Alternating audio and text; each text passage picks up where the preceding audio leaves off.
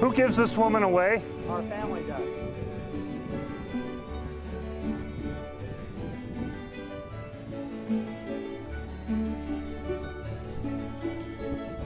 I guess I'll start by saying you can all be seated. And as all great ceremonies start nowadays, I'm going to ask that you all do turn your cell phones quiet.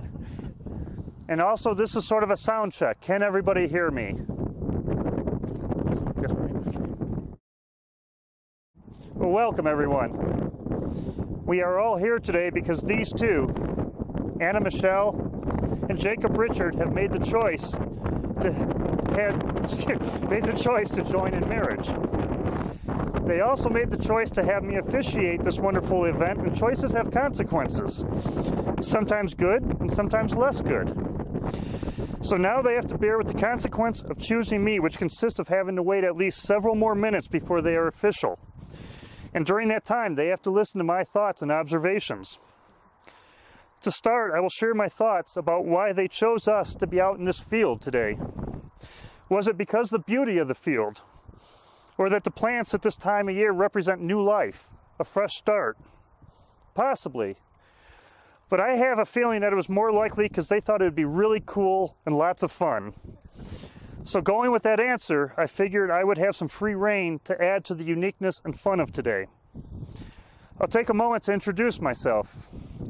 I'm Uncle Paul. For those that don't know me and wonder why I was selected for this honor, I want to assure you, you are not alone. Those that know me best are wondering the very same thing. Colorado requires absolutely no qualifications for me to officiate this wedding. Therefore, I'm eminently qualified. But to make sure I was prepared, I binge-watched Hallmark movies. And a large number of them take place in farms and fields and settings like this where romance takes place. And Anna and Jake definitely have an awesome romance going on. Some of you have had the opportunity to see these two develop into the couple that they are now. Some, including myself, did not have this privilege. So I gave them a list of questions about how they started out and how we ended up here today. I'm going to share some of their answers to me. They first met in freshman year of college in computer science class. Jake could see that Anna was intelligent, caring, and beautiful. And as he got to know her, he could see that her values aligned with his. So his obvious move was to show up a bit late to class every day so that she would already be seated and he could grab the chair next to her. And then in a less subtle move, he took her phone and put his phone number in it. Yep. But alas, as in most Hallmark movies, there was another guy in her life at this time. And as most of the movies go, they went their separate ways for a while, and they appeared to be ending up with their own individual lives. But about a year and a half later, Jake decided to check up on Anna and see how she was doing. And as the script, or as fate had it, she was single at the time. So they decided to meet up informally at City Park. And Jake, wanting to win her over with this opportunity, decided to bring her a present. Not jewelry or flowers, but coffee and donuts. And as Anna put it, he immediately won her heart with this wise choice. But as it turned out, the donuts ended up being a treat for the squirrels anyway, as they were too busy talking to eat them. So they advanced to actual dating. And I am going to take a pause here for a moment because Grandpa and Uncle are coming up right now.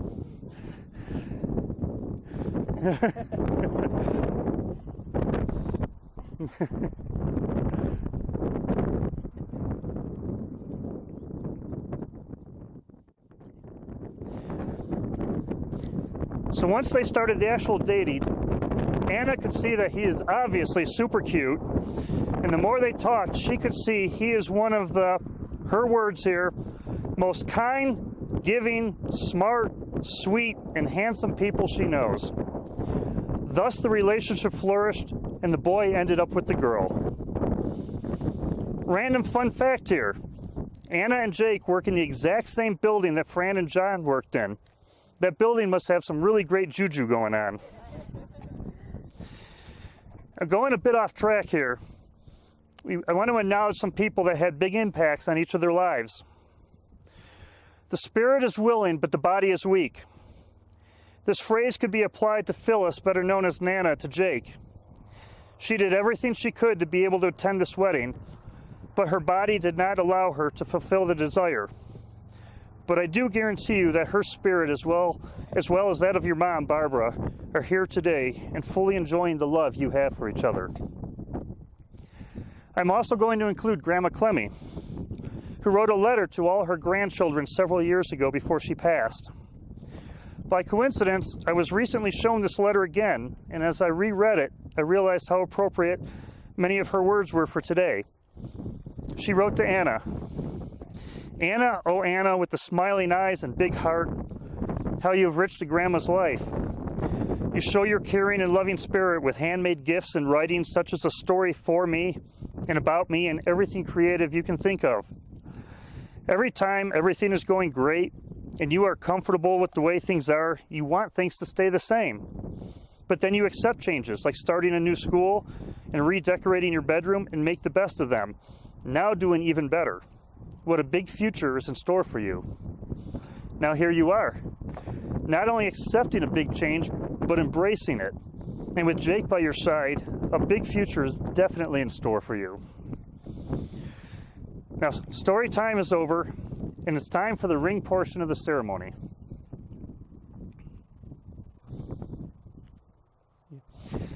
I actually did some research on the meaning of having rings exchanged and learned some cool stuff, such as the tradition was started by the Egyptians, who believed the ring finger of the left hand held a special vein directly connected to the heart.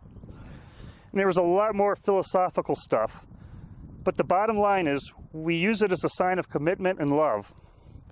The ring is offered as a sign of love. It is accepted as a sign of commitment.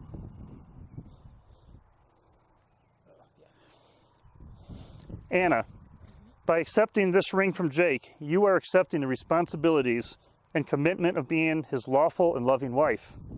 Do you choose to do so? I do.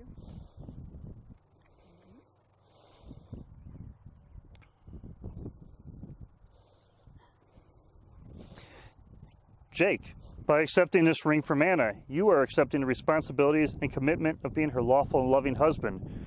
Do you choose to do so? Now, at this point, the officiant normally says, "by the power granted to me by the state of Colorado," or something like that. But that does not apply here because I have no power.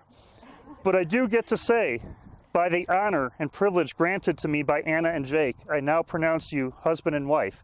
You may now kiss the bride."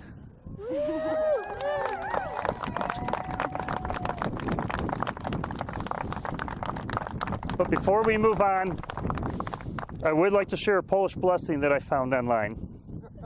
It's amazing when you start looking up wedding stuff what comes up. My best gift to you doesn't fit in a box. It cannot be held back by barriers or locks. I wish you the blessings of a marriage filled with love, that God would watch over you from the heavens above, that you both would share feelings, whether happy or sad, and hold one another close through good times and bad. I wish for a marriage of sunshine, unmarred by the rain.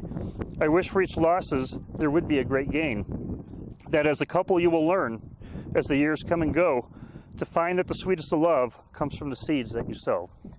God bless.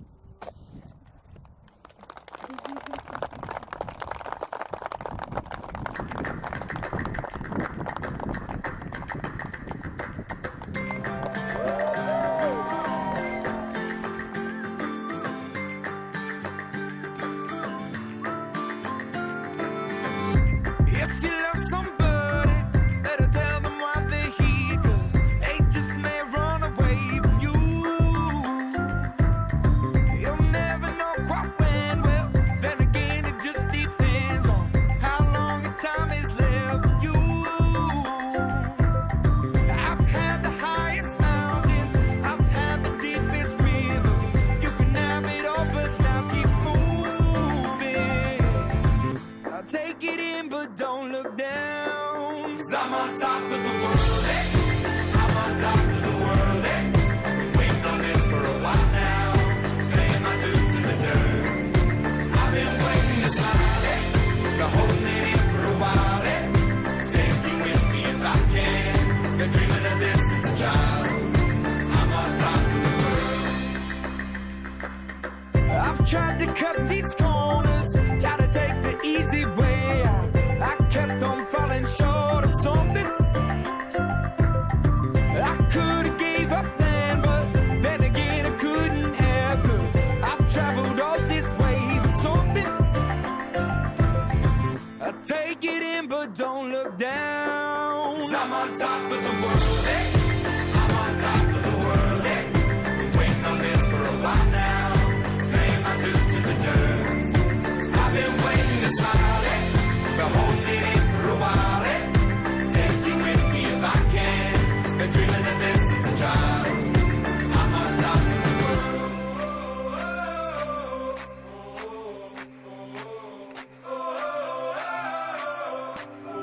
'Cause I'm on top of the world, eh?